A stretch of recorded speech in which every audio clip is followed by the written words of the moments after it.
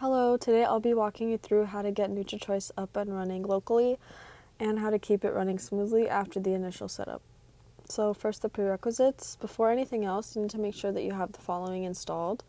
You need Python 3.11 or later, Node.js 18 or later, Docker and Docker Compose for the full stack workflow, and PostgreSQL if you're running the backend outside of Docker. For installation, there are two ways to run the project, Docker or manually. For Docker, we recommend, because it's easier to set up, from the project root, you're going to run docker compose --build. This brings up the backend on port 8000 and the front end on port 3000. For manual setup, you're going to cd to the backend and you're going to run the following commands. You're first going to create a virtual environment.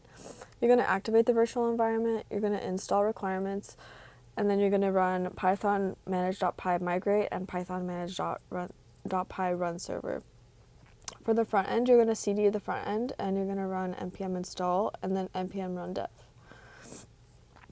For environment configuration, both the backend and front end rely on .env files, and these are not committed to the repo, so you need to create them.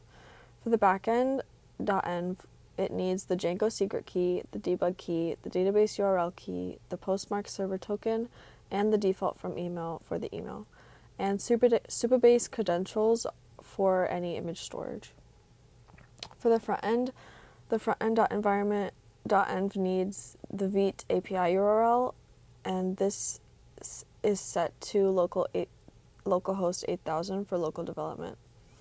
For any ongoing maintenance, after the initial install, it's going to look like this. So database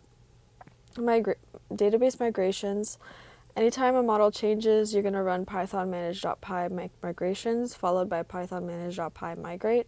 For dependency updates, you're going to run pip install -r requirements.txt after pulling backend changes and npm install after pulling any front-end changes. For running any tests, you're going to use python manage.py test for the full backend suite or python manage.py test app for a specific domain. Linting the front end, you're going to run npm run lint before submitting any PR. And building for production, you're going to run npm run build, which generates the static front end output.